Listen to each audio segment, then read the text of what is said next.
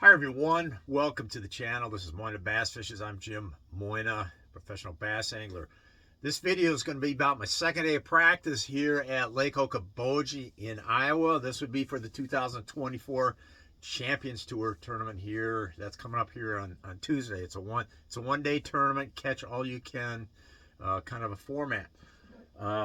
So before we get into the actual what I caught today, let's just maybe stop, pause, and take a note of how I'm doing as far as the things I said I'd be doing to break out of the slump that I've been in.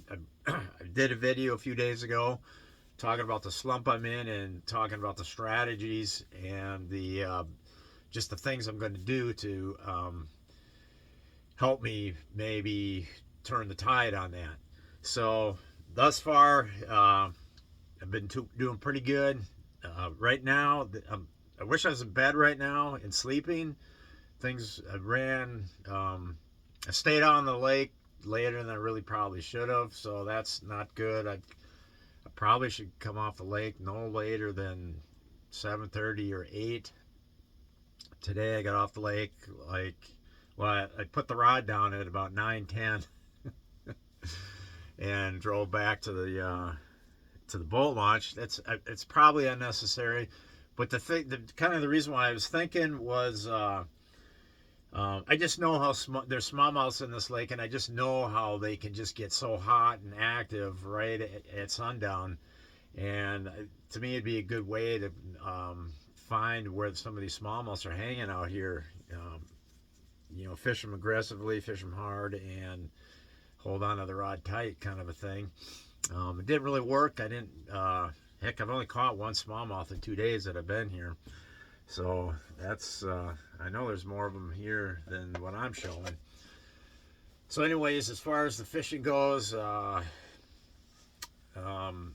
mean, I'm getting an idea what I got to do to catch some fish out here. But, I don't think I'm quite on what I need to be on to win. But we have a lot, we got 2.5 days left of practice. We got all day tomorrow, Sunday, and half a day Monday before we got to come off the water and go to registration. One thing I'll say about Lake Okoboji, okay, first of all, the largemouths I'm catching are really just thick-bodied fish. They carry a lot of weight for their length, so that's pretty cool. They're just little tanks swimming around down there. The other thing I got to say is there are so many docks and boats. I mean, it's crazy how many docks and boats are on this lake. Each house or facility building on this lake doesn't just have a dock with one boat. It's like every dock's got like 5 slips on it for each house. And man, it's just, if all them boats were out there at one time, I don't think there would be 10 feet between everybody. So it is a busy lake. This is my first time here, and I thought, it's out in farm country, this lake. And I really thought that I would be going to a lake with just minimum shoreline development, maybe some, but man, this is, they got this thing developed like Lake of the Ozarks on the lower end. I mean, holy cow, they're out there, that's for sure. So anyhow, but this is, if you're looking for a wilderness getaway, I could suggest some other lakes other than this one. But I'm not here for a wilderness getaway. I am here to win this tournament. And, just dealing with the boat traffic. Don't let it get you down. You can't let it get down. Can't get negative about it. Got to just be positive about it. And just realize everybody's got to deal with the same thing. And just maybe find comfort in the fact that, hey, I used to fish Minnetonka all the time, and with wicked boat traffic out there, so this is no different than that. So we can just just forget about the boat traffic. I'm going to be taking boat wakes over the front. I'm going to be bouncing and banging the boat over some of these waves. It's just the fact. Don't, you know, it's just the way it is. I'm not here for the wilderness experience. I'm here for the tournament experience and the pursuit of excellence and a victory. All right, with that said, how many fish did I catch today? I don't know. Probably not enough. You know, when you're trying to learn a new lake and practice, you go through big periods of not catching much. And so by the time the tournament comes rolling around, hopefully I got some areas picked out that, you know, my catch rate's on the higher side of things. But, you know, maybe I caught, I don't know, 13 or 14 bass today. Something like that. So, I mean, depends on the lake. That's good for certain lakes, but not good for other lakes.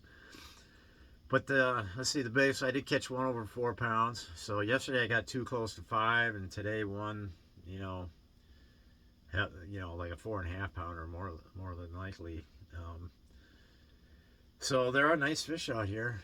I'm sure there's a 7 pounder swimming around out here because there's the biomass of fish out here is crazy. There's tons of fish. You know, I'm not talking just bass. I'm just talking fish in general. Whether they're sheep, well, there's white bass out here. I didn't realize there were white bass out here. I didn't catch any, but I got up shallow and actually saw some fish swimming around the bottom, and I'm like, God, those have to be white bass. And I never got a great look at them, but I was like 70% sure they were white bass, or some people call them sand bass. And then later in the day, on 2 different occasions later in the day, I saw a dead one floating on the surface. So yes, they are out here, and those are some of the fish I'm seeing are those things. And when I mean by seeing them, I mean by on my electronics. All right, but there's no striped bass out here. It seems like there's walleyes, muskie. Oh, I got bit off. Pretty sure I had a muskie. I don't know. It was probably like a mid 30-inch muskie. At least I think it was a muskie. It was an Esox of some kind. But I'm thinking it was a muskie. It kind of would have been fun to get my hands on him, but I reeled him up off the bottom. Reeled him up. He came up near the surface, and that's when my line got cut. So, but I did see him lengthwise. Got a good look at the length of it, but in the shape of it. But to know that it wasn't a walleye, it wasn't a largemouth or smallmouth or sturgeon or salmon or bull shark, it was indeed a muskie. So the smallmouths, like I said, I only caught one smallmouth. So that's kind of interesting. I might have to reevaluate that. I don't know. I got 2.5 more days, so I think I know what I need to do to maybe make some adjustments to put myself on some of those. If I want to put myself on some of those, I at least got to check it out for, you know, I probably got to pursue it for at least a good 3 or 4 hours out of these next 2.5 days, just to decide if it's something worth pursuing. You know, if you can find an area where they hold up really good, well then yeah, that'd be great. You know, it's always great to pull up on a spot and catch, you know, 4 or 5 fish in 20 minutes. That's a good thing on these all you can catch kind of tournament formats. So yeah, but I'm not really not catching schooling fish. It's like I'm just picking off singles. There was one place where I caught a couple you know, right in the same spot, but for the most part, a lot of just, you know, one here, one there, 2 here, 2 there, 1 here, 1 there. So, but there's got to be a school of them somewhere out here.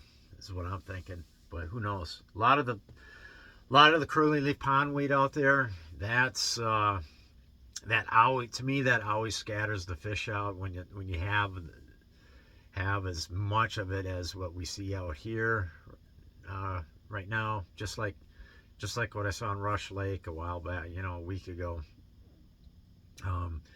Just you got all this curly pondweed, and it just kind of breaks the fish up from what I can tell. So anyhow, that's about it, you know. Let's just leave it at that, and thanks for watching, and we'll come back with another report again tomorrow. At least that's the plan. Over.